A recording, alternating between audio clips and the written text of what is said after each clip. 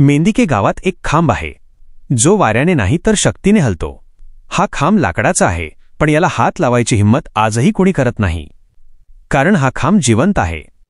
लोक म्हणतात, कोणावर करणी असो, बाधा असो किंवा बाहेरची हवा, या खांबाच्या संपर्कात आलं की ते सावट किंचाळत बाहेर पडतं। पण प्रश्न हा आहे, एका वाळलेल्या लाकडात एवढी भयानक ताकद आली कुठून? ही कथा आहे त्या दुपारची, जेव्हा साक्षात बाळूमामा इथे विश्रांती घेत होते। अचानक रानातून एक माणूस धावत आला।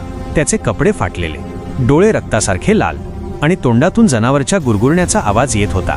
तो माणूस नव्हता उरला, त्याच्यावर एका भयानक शक्तीने ताबा मिळवला होता। तो सरळ मामांच्या अंगावर धावला। वातावरण थिजलं, श्वास रोखले गेले, पण मामा जागचे हल्ले नाहीत। त्यांनी फक्त बाजूला पडलेली आपली काठी उचलली आणि एका झटक्यात जमिनीवर रोवली।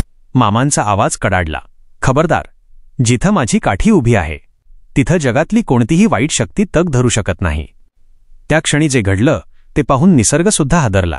ती काठी जमिनीने अशी घट्ट पकडली, जणू काही त्या काठीला मुळं फुटली, आणि त्या माणसाच्या शरीरातून एक वेदनेची किंकाळी हवेत विरली।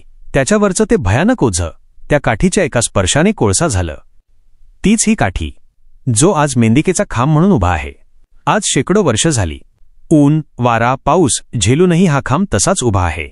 गावकऱ्यांनी याला कधी रंग लावला नाही, कारण जिवंत देवाला रंगाची गरज नसते।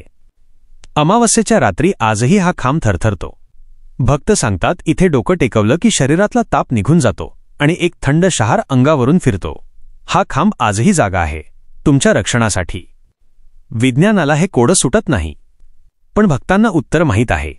जोवर हा खांब उभा आहे तोवर स्वतः बाळूमामा इथे पहारा देत आहेत, आणि जिथं मामांचा पहारा तिथं विषयात संपला। बाळूमामांच्या नावानं चांग भलं।